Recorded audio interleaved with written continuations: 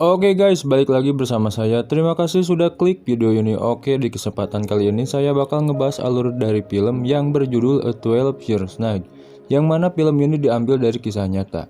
Ya udah, nggak usah banyak omong lagi, kita langsung aja masuk ke dalam pembahasannya.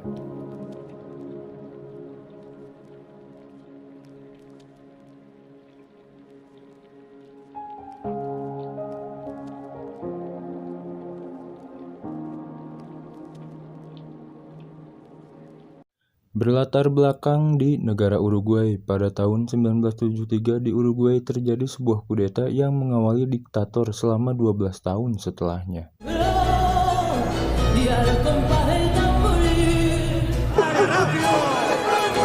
Pemerintah yang berkuasa adalah pemerintahan militer, sehingga siapapun yang melawan mereka harus ditahan.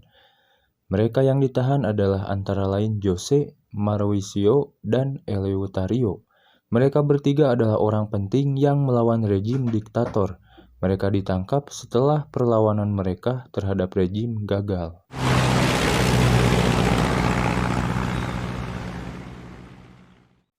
Penangkapan mereka menimbulkan berbagai kecaman akibat dianggap tak berperi kemanusiaan. Di situ pemerintah pun tidak bisa membunuh mereka, namun mereka dibiarkan hidup dalam ketersiksaan.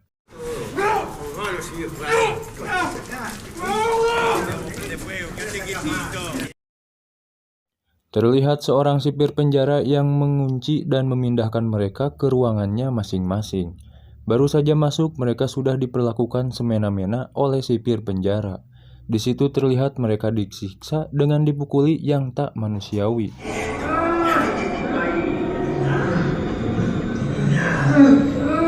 Setelah si sipir itu pergi, mereka kemudian membuka penutup kepala mereka dan membaca goresan-goresan tulisan yang ada di dinding sekitar mereka. Di ruangan itu terdapat tulisan yang berarti siapa masuk putuslah asamu. Awalnya mereka tak mengerti dengan hal itu, hingga saat sipir penjaga membagikan selembaran dari pemerintah mengenai putusan penahanan mereka. Ternyata mereka dilarang saling berbicara meskipun dengan penjaga sekalipun.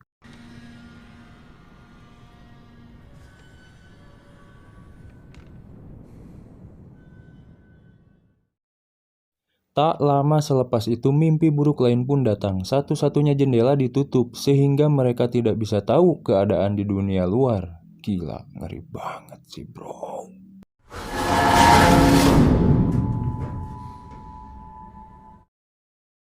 Suatu hari Jose didatangi oleh seorang perwira. Si perwira itu mengabarkan kepadanya bahwa status Jose saat ini adalah seorang sandera. Karenanya tidak ada seorang pun yang bisa melawan hukum di penjara itu. Yo voy a dejar que vos la veas, pero no me compliques la cosa porque te la vas a complicar vos y se la vas a... Untung saja di tengah kebengisan dan kekejian yang didapatkan oleh para napi, mereka masih diberi kesempatan untuk bertemu keluarganya. Namun kebahagiaan itu tidak berlangsung lama. Qué lindos ojos tenés. La escuela. Tak lama mereka dibawa ke penjara yang lain agar tidak melarikan diri. Mauricio dan Eleuterio ditempatkan di penjara bawah tanah. Di situ terdapat sebuah jendela dari atapnya.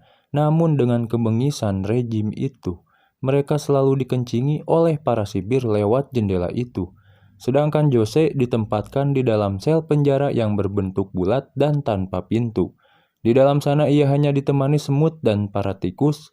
Tapi walau begitu mereka terus bertahan agar tetap bisa hidup.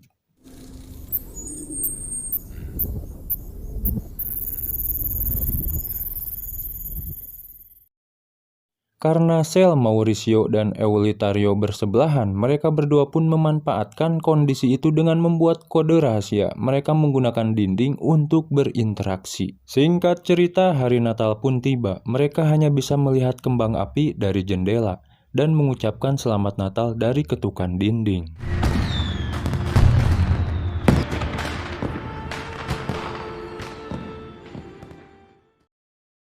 Walaupun demikian, mereka cukup merasa sangat bahagia. Suatu ketika, kloset di kamar Eleuterio rusak. Ia kemudian meminta izin untuk buang air besar dari toilet luar. Sebagai tahanan dengan penjagaan yang sangat ketat, ia tak diizinkan untuk melepas borgolnya. Namun karena hal itu, ia sangat kesusahan untuk jongkok dan buang air. Hal itu kemudian sampai ke telinga sang jenderal, namun tetap saja sang jenderal tak berani mengambil keputusan untuk melepas borgolnya. Lalu di situ Eulitario pun mengambil koran sobek di samping toilet, lalu koran sobek itu dibawa masuk ke dalam selnya, entah untuk apa. Dan ia pun kemudian menceritakan itu kepada Mauricio lewat ketukan di tembok. Di situ mereka berdua sangat senang karena sudah lama mereka tidak mendengar kabar berita dari luar. Sementara itu di tengah kesendiriannya di dalam sel penjara, Jose menahan rasa bising yang ada di telinganya. Perasaan itu seperti serangga masuk ke telinganya. Ia pun mulai berhalusinasi dan berteriak meminta suara yang ada di kepalanya untuk diam.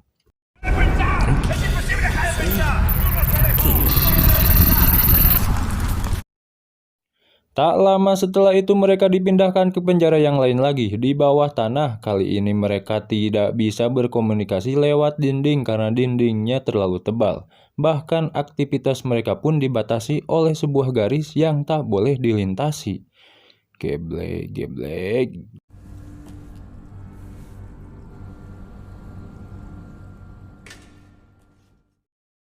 Suatu ketika Mauricio mendengar sipir penjara yang sedang mengobrol membahas percintaan. Sipir itu mengaku kepada temannya bahwa ia mengalami kesulitan mendekati seorang wanita pujaan hatinya.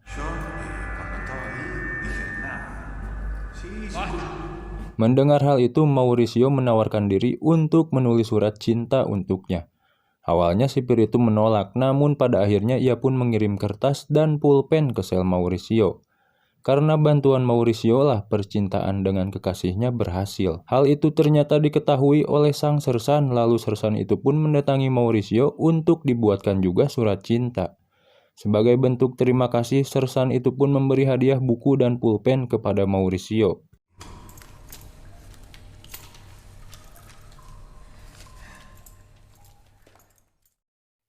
Beberapa waktu kemudian, sang sersan yang diterima cintanya pun datang kembali untuk berterima kasih.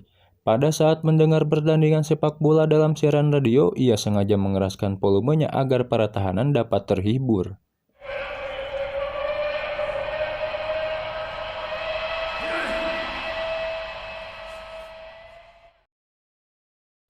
Namun sayangnya tak lama kemudian mereka kembali harus dipindahkan ke penjara yang lain.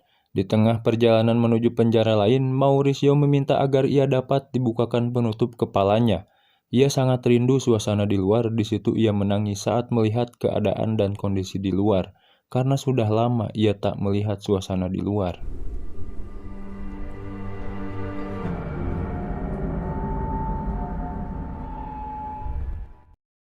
Singkat cerita, mereka pun tiba di penjara baru dan ternyata penjara itu tak seperti yang mereka harapkan. Di sana mereka mendapatkan sel yang lebih sempit dan mereka pun bahkan kesulitan untuk berdiri. Por favor, ¿dónde estamos?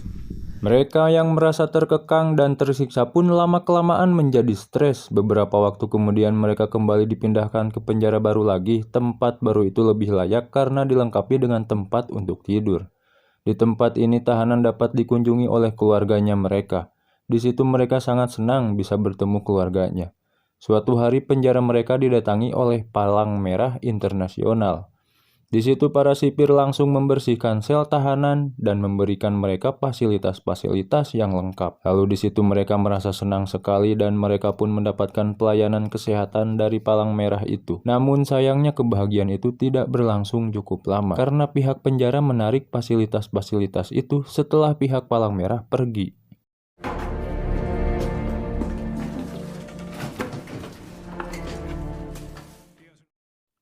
Suatu hari ibunya Jose berkunjung, melihat putranya sedikit berbeda. Ibunya menyadari bahwa ia mengalami gangguan mental dan depresi. Di situ ibunya pun menyemangati Jose agar tetap bertahan hidup. Mengingat yang ibunya katakan, di situ Jose pun kembali bersemangat dan bangkit. Ia berteriak meminta pertolongan saat orang-orang melakukan sebuah upacara. Di situ Jose menuntut keadilan yang tak ia dapatkan selama di dalam penjara.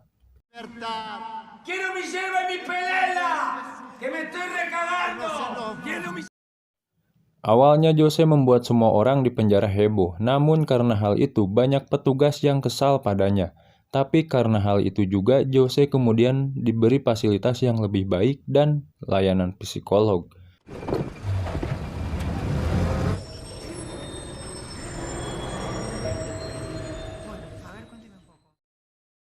Tak lama kemudian pemerintah mengeluarkan aturan yang menimbulkan banyak protes di kalangan masyarakat. Ketika itu mereka hanya bisa mendengar beritanya tanpa bisa bertindak apapun. Walaupun begitu, mereka masih tetap bersemangat menjalani hidup mereka di dalam penjara. Beberapa waktu kemudian mereka kembali dipindahkan ke penjara yang baru lagi. Di penjara yang baru itu mereka kembali bertemu sersan yang pernah dibantu oleh Mauricio. Sersan itu berkata bahwa ia telah menikah dengan kekasihnya. Sebagai ucapan berterima kasih, sersan itu pun bersedia membantu mereka bertiga. Mendengar hal itu, Mauricio pun meminta dipertemukan dengan Jose dan Eleuterio, lalu mereka bertiga pun dipertemukan di lapangan penjara. Di situ mereka sangat senang, karena sudah 10 tahun lamanya tak bertemu.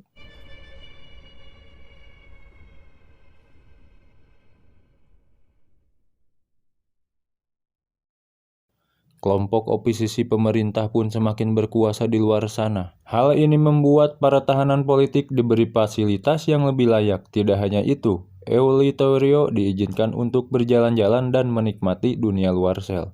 Di situ ia pun terlihat bahagia melihat keadaan di luar sana.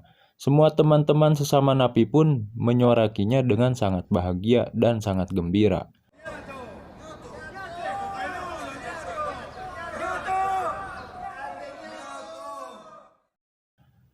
Singkat cerita, pada tahun 1985, tepat setelah mereka 12 tahun di penjara, mereka pun kemudian dikeluarkan dari penjara itu.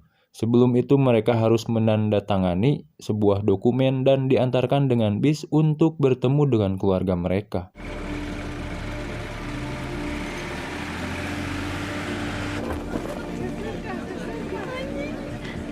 Singkat cerita, mereka pun bertemu dengan keluarga mereka. Di situ mereka sangat bahagia sekali karena sudah lama tak bertemu dengan keluarganya sendiri.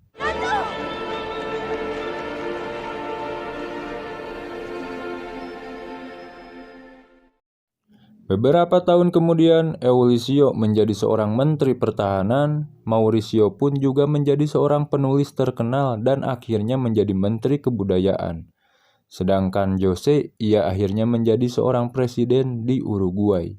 Jose menjadi seorang presiden yang begitu sangat sederhana, memilih hidup seadanya sampai ia dijuluki presiden termiskin di dunia.